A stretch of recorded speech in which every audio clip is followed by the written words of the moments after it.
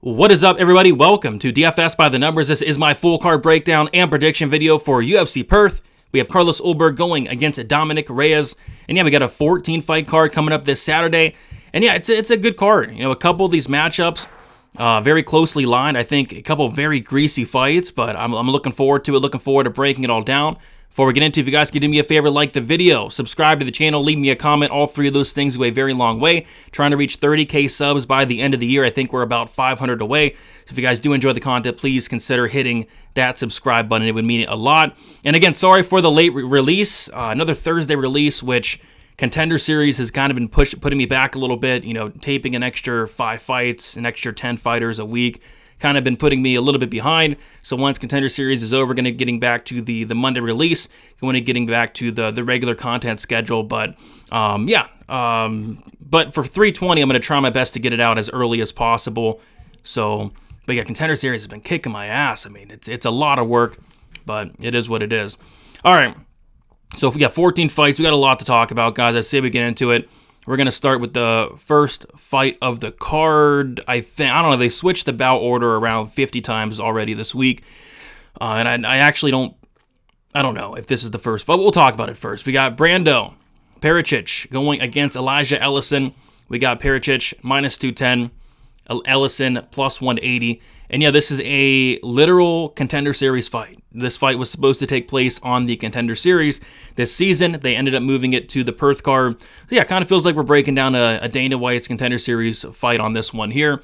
The under is completely juiced. The under 1.5 rounds is like minus 225. It's your typical Dana White's Contender Series fight. And I'm not really high on either one of these guys, but, you know, Pericic, at the very least, he's training with the City Kickboxing guys. He has a kickboxing background. He has a lot of power. He's massive. He's going to have a big height and a big reach advantage in this matchup. He's shown a little bit of a, grappling game as well, been able to get takedowns, has good ground and pound, has a sub on his record. I was, somewhat impressed with Brando Pericic there. As far as Ellison, he's going to be very undersized here. He's a guy that can also mix in takedowns as well.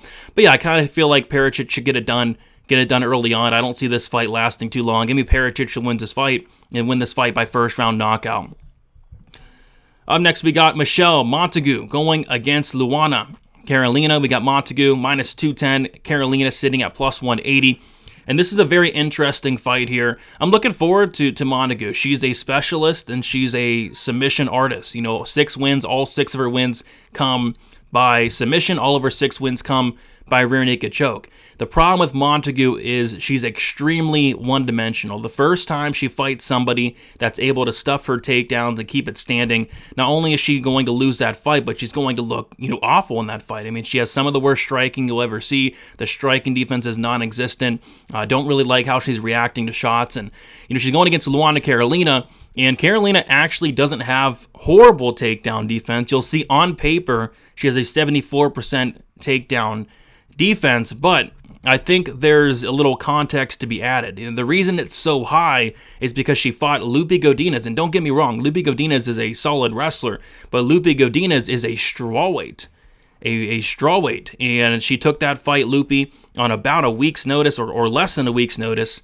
And she fought just the week prior, and Lupe came up a weight class to take on a much bigger Carolina, and Lupe went 2 for 15 on takedowns, which means Carolina stuffed 13 takedowns. So I think the takedown defense is a little bit skewed, because you'll see in Carolina's last 7 fights, she's been taken down. Pudilova took her down.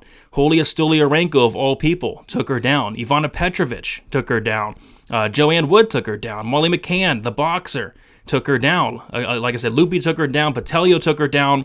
She got knee-barred by Ariana Da Silva, Ariana Lipsky.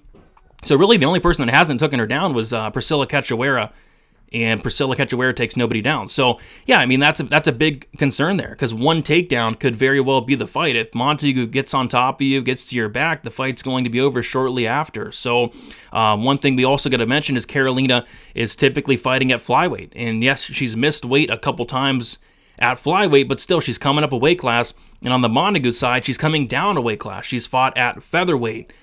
And I also like that Montagu she's going to just, I think, be more physical, be much stronger. She's buddies with Kayla Harrison, who's also a big, physical, strong girl. And kind of feel like Montagu will get a takedown. And if she does, that's probably the fight there. So I like Montague here. I like Montague by submission. I'll say second round submission. But if she's not able to get the takedowns, it could go very, very poorly here. So all comes down to whether or not she gets takedowns. I think she does. I think she wins this fight by sub. Up next, we got the 1-800 Gambler fight of the week, which is concerning because I do have a bet on this fight, but it's Jamie Mullarkey going against Rolando Bedoya. We got Jamie Mullarkey minus 110, Rolando Bedoya sitting at minus 110, and I think a pick'em is very accurate here because I think with Mullarkey, you just have the better fighter. I mean, I think Rolando Bedoya is probably one of the worst lightweights in the UFC.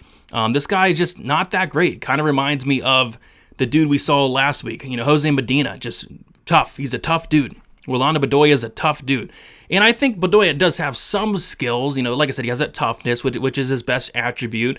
And he has really good volume, and he has solid cardio. So yeah, the cardio, the toughness, the volume, he has some things good, but he's also very hittable. He blocks punches with his face. He throws wide looping shots. Just very reckless. It's just not that great. The ground game really hasn't been tested yet, and it might get tested here. But on the flip side, we got Mullarkey, who I think Mullarkey, yeah, like I said, more skilled fighter, solid kickboxing, solid wrestling. But the problem with Mullarkey is he just has no chin. And I know Rolando Bedoya has no power, but it's not really going to matter if Bedoya puts up 100 significant strikes on the chin of Jamie Mullarkey. I'm just not convinced that Mullarkey is going to be able to eat 100 plus shots, and he's going to have to in this fight because I think this fight is going to be a very heavy paced fight with a lot of volume, from either side, and I just have much more faith in the durability of Rolando Bedoya. Jamie Mullarkey's been getting hurt in all these fights. I mean, he got knocked out by Hoofy, which there's no shame in that. Got knocked out by Nazareth Hackbrast. John McDessie dropped him. They didn't officially count it as a knockdown, but John McDessie definitely dropped him, definitely hurt Mullarkey. That's a bad sign. I mean, McDessie, I think, was like almost 40 years old. Muhammad Naimov, of all people, knocked out Mullarkey brutally. That was not a good look.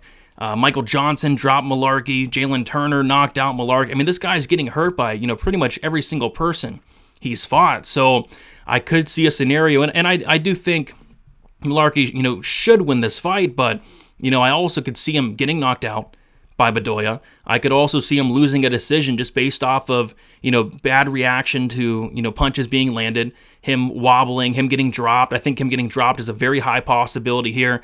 Mullarkey is a guy that gets his face busted up very easily. That's not going to be the best look. So, yeah, I kind of lean Bedoya. Again, I don't think he's that great. He's 0-3 in the UFC, but he's durable, and Jamie Mullarkey's not. Jamie Mullarkey's pound for pound probably the least durable fighter on the roster. They cut Malcolm Gordon. Malcolm Gordon retired. They cut Shannon Ross. So I think that the least durable fighter's got to be Mullarkey. Mullarkey's been dropped and knocked out a handful of times. So I'm going to say Bedoya does knock him out. I'm going to say Bedoya knocks out Mullarkey. I think the chin's dust, but if the chin's not dust, Mullarkey probably wins this fight. So give me Bedoya. I'll say Bedoya wins this fight by third round knockout. Up next, we have another borderline, just a 1-800 Gambler fight. We got Josias Musasa going against Colby Slickness, Thickness. We got Josias Musasa minus 150. Colby Slickness, Thickness is sitting at plus 130. And yeah, this is such a low-level fight. I'm just not convinced that either one of these guys are UFC caliber fighters. I think Musasa has a much higher ceiling than Thickness, but Musasa is coming off of dropping the ball as a minus 1,000 favorite, and it's not too often we see minus 1,000 favorites, and it's not too often we see minus 1,000 favorites lose, but we saw one lose when he took on Carlos Vera, and that wasn't a good look. He got dropped by Carlos Vera, which I never in a million years would think happened, and then he got submitted by Carlos Vera as well. But yeah, Colby Slickness, Thickness, I'm just not sure he's a UFC caliber fighter. I kind of feel like he got into the UFC because he trains with Volk and has that, Alexander Volkanovski connection, but I don't think he has the best striking defense. I don't think he has the best wrestling. His grappling is good. His grappling is the best attribute, but he has to be able to get it to the mat, and I'm just not convinced he's going to be able to do so at the UFC level. And Musasa, he does have solid takedown defense. He does have a solid get-up game. He is very strong, very hard to hold down. So I do expect this fight to primarily play out on the feet, and when it does, Musasa is just a better striker, and he has a lot more power, and I think power is going to be a big factor here. I could see Mousasi potentially touching the chin of thickness. I could see Mousasi potentially winning a damage-based decision, landing big shots, maybe hurting thickness, dropping him. So, yeah, and I also think it could be a buy low spot in Mousasi, who, again, was minus 1,000, and now all of a sudden he's minus 150 against Colby Slickness Thickness, who, quite frankly, I'm just not convinced belongs here. So I like Mousasi. Not sure I'm going to bet him because he's still very green. He still clearly has holes in his game, but I think Mousasi gets it done. I'll say Mousasi wins this fight and wins this fight by decision. Up next, we have another very greasy fight. Andre Petroski going against Cam Ralston.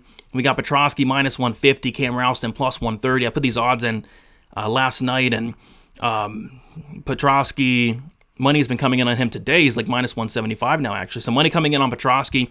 And it's a very tough fight to call, for me at least. I know a lot of people are on Petroski. A lot of people are, laying shock on him. And I get it. He should be the favorite. He's the better fighter. He has a clear path to victory, and that clear path to victory is going to be taking down Cam Ralston, who can be taken down. We've seen him taken down. We've seen him controlled.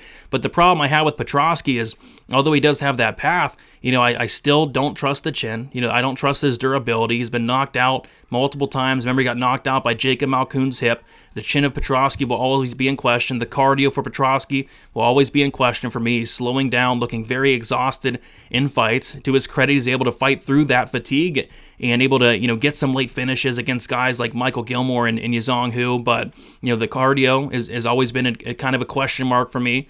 It's looked a lot better, and then he's taken this fight on short notice, which I don't think many people are talking about. Petroski's taken this fight on extremely short notice, like a couple weeks' notice. Last time he took a short notice fight, he got starched in a minute against Michel Pereira. And then on top of that, he had to fly all the way to Perth, Australia, long flight. So, although I see a path for Petroski, absolutely, it would not shock me if Petroski took down Ralston and controlled him for 15 minutes. I could also see a lot of ways this could go very bad for Petroski. What happens if Petroski decides to strike? Because he's been doing that. He doesn't mind going out there and striking with his opponents. And although Ralston doesn't have a ton of power, he could potentially knock out Petroski. What happens if Petroski, is coming in here not as prepared and gasses out? What happens if, the long flight, the short notice affects him here? I just feel like there's a lot of reasons that, and a lot of red flags on the Petroski side that kind of make me think that Ralston, does have some paths here. I think Ralston could potentially get a knockout. I think Ralston could potentially get maybe a submission. I mean, Ralston has a ton of subs on his record. If Petroski gets tired, like he did in the battle fight in the Tough House, shoots in for a sloppy takedown, could potentially get his neck snatched up. So I'm actually going to take the dog here. Very unpopular pick. But I'm going to say Ralston wins this fight by third round submission. I'm going to say Petroski gets tired, makes a mistake, and gets caught late. So give me Ralston by third round sub.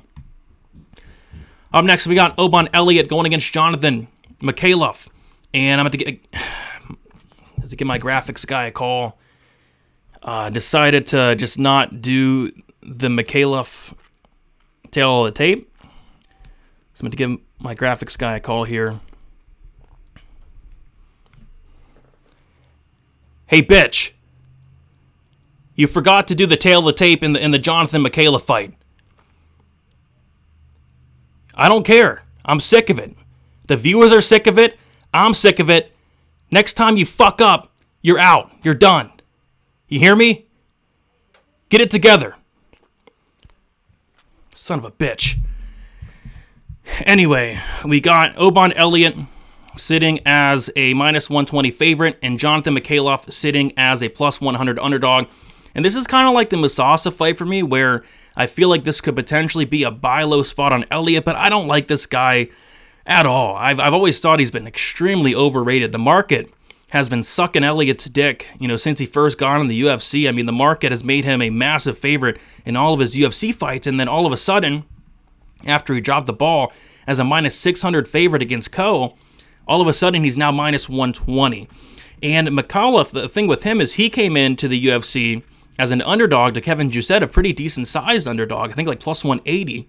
And he went out there and looked career best, and he beat Jousset. But I feel like the market might be, overrating Mikhailov a little bit. So, I don't know. I've never been high on Oban Elliott. But, I kind of feel like it's a winnable fight for him. I feel like he's the better striker. McAuliffe has that, big kick to the body, but that's really about it. I went and watched the older McAuliffe fights, and again, he's made improvements, but, he doesn't have the best striking defense, doesn't have the best chin. He's been dropped a lot. He can be stuck on bottom. He's submission over position. Elliott could potentially get takedowns here, end up on top, but I worry about Elliott. I worry about the ground game. His ground game looked awful against a striker in his last fight in Co. I've never seen Co ever grapple, and Co went out there and looked like Khabib Nurmagomedov against him. So it's a tough fight. I'm gonna pick Elliott here to win by decision, but I don't know. It's a weird one. It's a really weird fight. But I'm gonna go Elliott by decision in this one. Up next, we got Alexia Tayanara going against Loma Luke Budmi. We got Tayanara minus 235. Loma is plus 200, and I like Loma quite a bit, but not in this matchup. The problem with Loma in this matchup is she's just going to be very undersized. She's 5'1", could probably make atom weight. Tayanara is very big for the division. Tayanara is going to have a 3-inch height advantage, about a 6-inch reach advantage as well. And the thing with Tayanara is, I remember taping Tayanara for the Contender Series and watching some of her past fights, and it's like her chin's up in the air.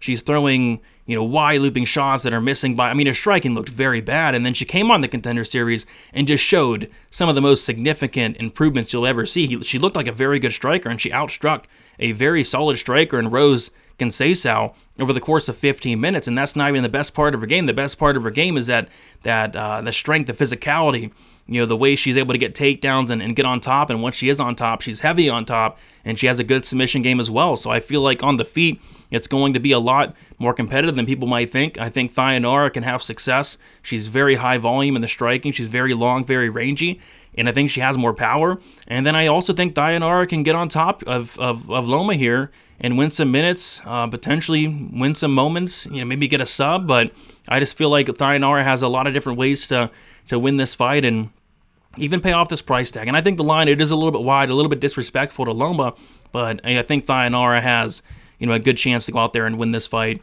with the grappling, using that size, getting on top and getting a decision. So I'm going to say Tayanara wins this fight. Tayanara wins this fight by decision.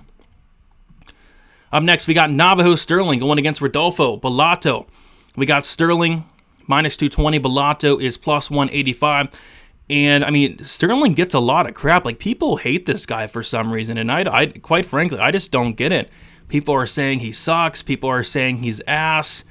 And I just disagree. His takedown defense has held up thus far in the UFC.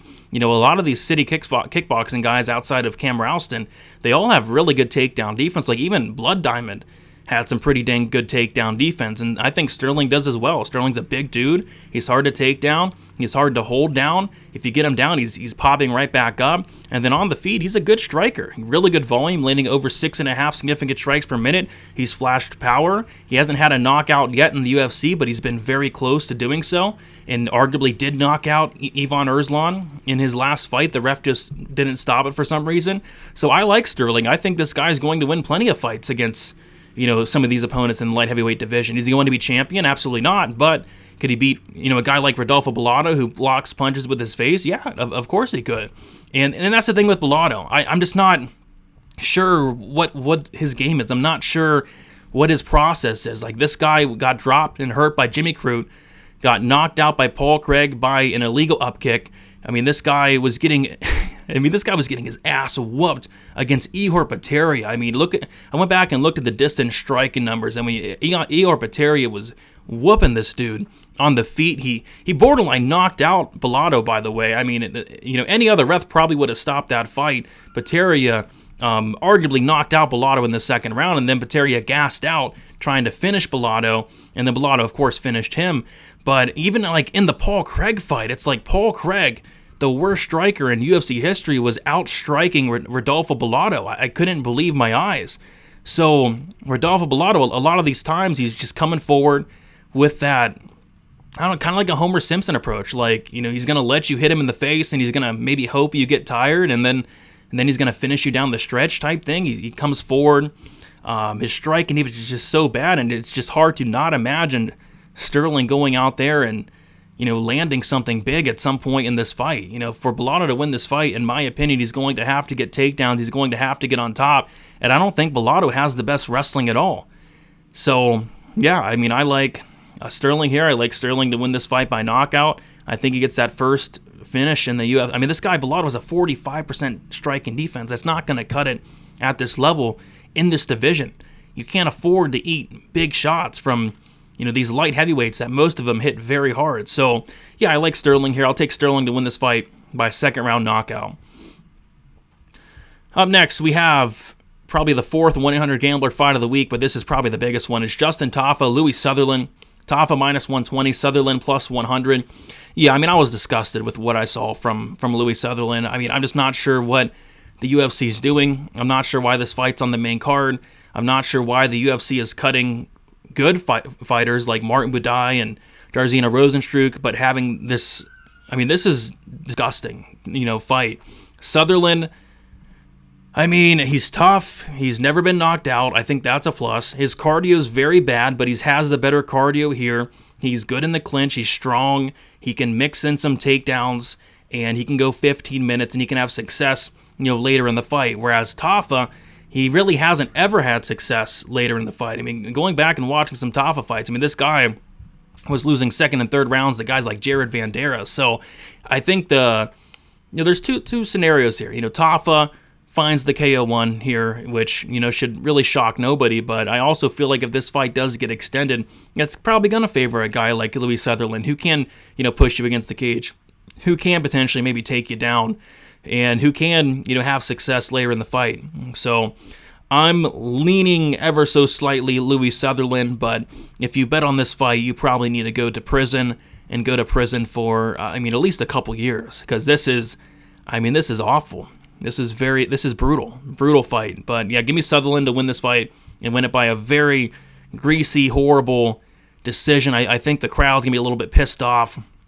In Perth, it's gonna be like 10 o'clock in the morning when this fight is taking place. I think they're gonna be pissed. They'll be like, I woke up for this? Yeah, you did. And I don't know why they did it to you, but they did. Give me Sutherland by a horrible decision. And we go from a horrible fight to, in my opinion, the most exciting fight on the card. It is Tom Nolan going against Charlie Campbell. We got Tom Nolan minus 150, Charlie Campbell sitting at plus 130. And yeah, this is a good fight. It's a violent fight. It's a fight that I think somebody's probably going to get served. And the reason I think that is both guys have a ton of power. Both guys are defensively irresponsible, and both guys don't have the best chin. Tom Nolan, he's been looking good lately, and I do think he's making some improvements, but I just can't get, him getting knocked out by Nicholas Moda out of my head, which that's not the worst look in the world. But what the worst look in the world is him getting dropped by Victor Martinez, a.k.a. the guy that got knocked out by Jordan Levitt. Yeah, that guy. Victor Martinez dropped Tom Nolan. I'll never forget it. I remember being on Tom Nolan Inside the Distance, and he was so close to lose. Victor Martinez almost knocked this guy out. So, yeah, I really question the strike and defense of Tom Nolan sitting at 46%. I question the chin of Tom Nolan. And this guy, Charlie Campbell, has a ton of power. He's going to press forward. He has that killer be killed style. So I think somebody's getting knocked out here. I think this line should be close. It's another one of these fights that could go either way. We have a ton of fights like that on this card, but I'm going to take the dog and Charlie Campbell. I'm going to say Charlie Campbell gets an early knockout, but I think he just as well could get knocked out himself. So give me Charlie Campbell by first round KO. Up next, we got Jake Matthews going against Neil Magny. We got Jake Matthews, the biggest favorite on the card, sitting at minus 405. Neil Magny sitting as a plus 335 underdog. And yeah, I like Matthews here, obviously. Jake Matthews is seeming to have finally put it together. It only took him over 10 years to finally figure it out. He's finally showing some consistency because, Jake Matthews used to be like the most inconsistent fighter in UFC history. It's like you'll never know what Jake Matthews shows up. Sometimes it'll look really good, sometimes it'll look really bad, but he's 4-1 in his last 5 fights. And you go back earlier in his career, and he's winning some fights, but he's winning fights against guys that just really didn't belong in the UFC. But now he's beating guys, that are somewhat, good wins, like Chidi Njokuani. That's a good win. Phil Rowe, that's a very good win. And even his loss against Michael Morales, I thought that was a very good loss, where he was, somewhat competitive in that fight over the full 15 minutes. So, yeah, Jake Matthews is putting it together. I think he's finally finding that prime. Well-rounded, good boxing. He's been flashing some power lately. Solid wrestling, BJJ black belt. I like what I see from Matthews, and I think he's getting Neil Magny at the right time. I know Neil Magny's coming off of an upset win, a come-from-behind win, but that's kind of Magny's thing these last several years. It's like he's going to lose 99% of the fight until his opponent gasses out and he's able to finish him. I remember watching the Dos Santos fight. I was looking at the live odds, and Dos Santos was minus 600 halfway into the second round, and then Magny reverses him, gets on top, and finishes him shortly after. But, Dos Santos was in complete control until he gassed out, and Dos Santos is 40 years old.